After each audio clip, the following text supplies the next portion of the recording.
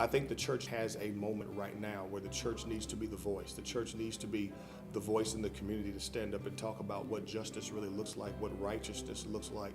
I think there has to be a sense of responsibility that we have to do our part to make sure that our children are educated, to make sure that we make right decisions. My parents always encouraged us to get an education to better ourselves.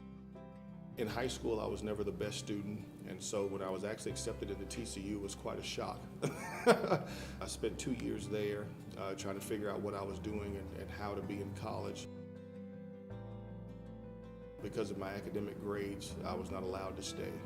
And so that's when I came back home, did some time at ACC, got things together, and eventually went to Southwest Texas State. That was a growing up period for me where I had to learn how to study, learn how to do things.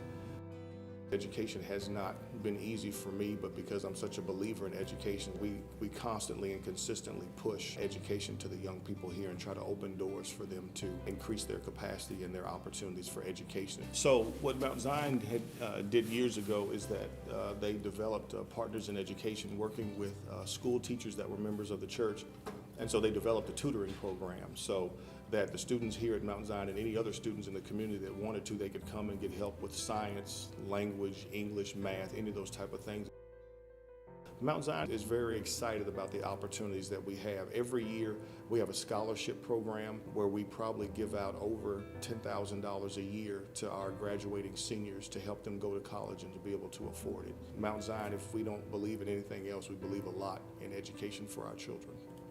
I hear from older generations all the time that this new generation is not going to do and they're not worth, and you hear that a lot, and they get beat down and talk about what they're not and how they're not like us and those type of things. And so my concern is whether or not that filters into the church or not.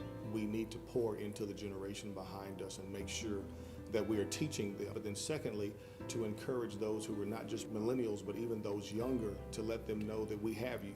We have your back. We're here for you, that we support you. We know that God can do great things and is doing great things for you, but we want you to be encouraged as well, to know that there is a place in the church for you.